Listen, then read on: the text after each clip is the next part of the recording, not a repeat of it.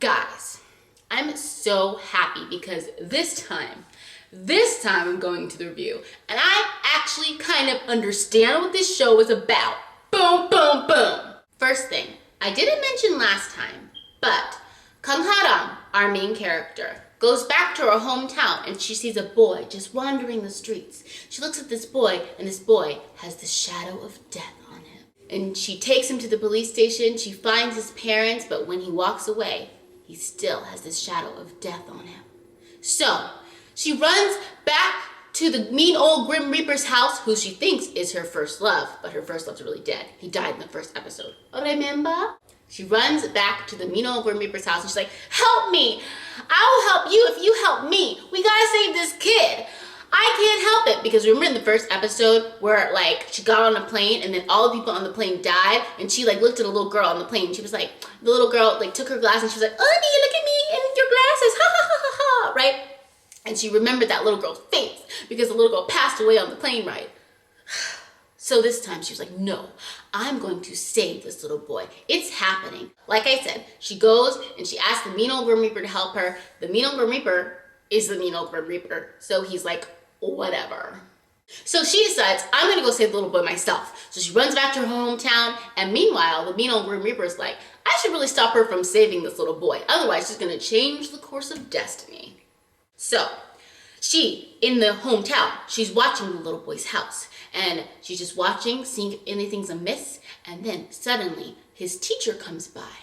And over the course of events, she realizes that his teacher is a molester. What? Okay? Why is there so much molestation in this show? It's a little uncomfortable. The teacher's a molester. He has been going all over the world and he's been teaching, and he got caught in Paris for molesting his students. But when he came back to Korea, he hasn't been caught for molesting yet.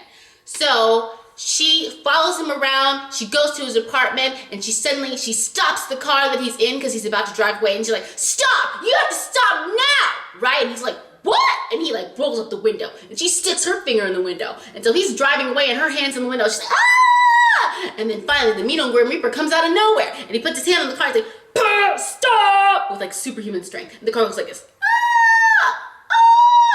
They stop the car and she opens the trunk of the car, and in the trunk of the car there is a suitcase. And this is important because in her premonition she saw the little boy dead in a suitcase. And so she opens the suitcase and there's a little girl inside.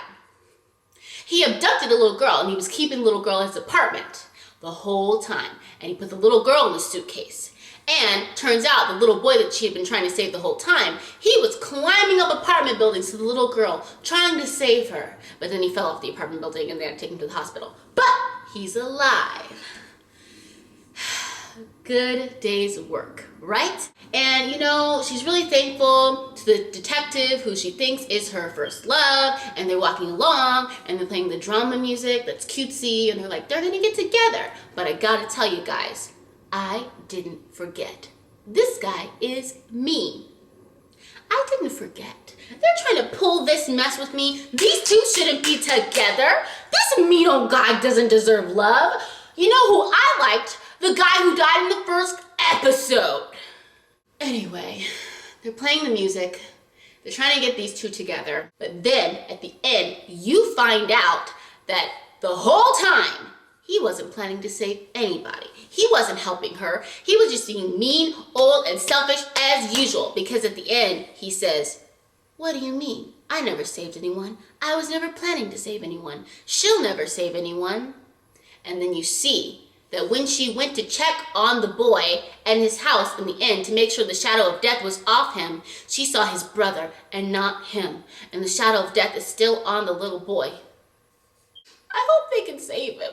Here's the other storyline. Okay, so, you know that cute guy who's been talking to Kang Ha-ram, and I couldn't figure out why the heck.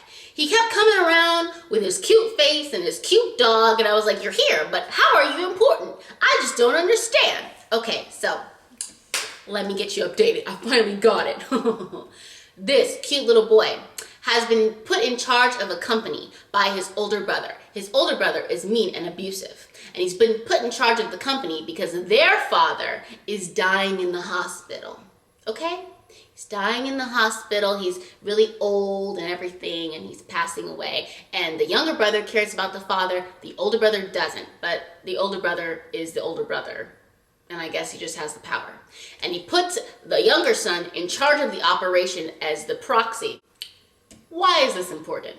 Important because the whole time we've been wondering how the fiance, you know, the detective from the first episode, the real guy died and he was inhabited by the mean old Grim Reaper. The fiance of the detective, she has been worried this whole time about being killed by someone, being tracked by someone, and you're like, what's been going on there? I found out what's going on. Oh, and by the way, I found out that the fiance is the lady in red from The Goblin, which gives me a whole new respect for her.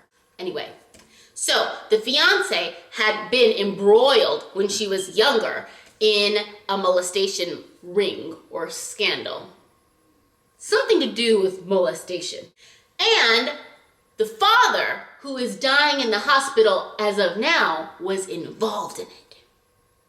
This is crazy. So there's a chief investigator. He's been going around and investigating everything in the hometown, and he's finally getting to the root of it all. And so he goes to the hospital to pay tribute to the guy who's dying in the hospital, but all the while he knows, hey, this dying guy did a bad thing. Anyway, the older son finds out about it, and he orders that chief investigator killed. Just for possibly knowing about it. It was crazy. And it makes me think that maybe this older brother is more involved than just knowing that his father committed molestation or abused a younger girl. Maybe he abused somebody. Is this all about honor? These are my questions. It's very puzzling. That older brother, he looks mean as heck.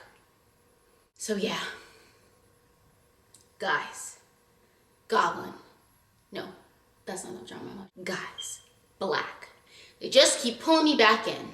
Every time I think I'm done with this show, they're like, here's something interesting that you could look at. And that's where we are now.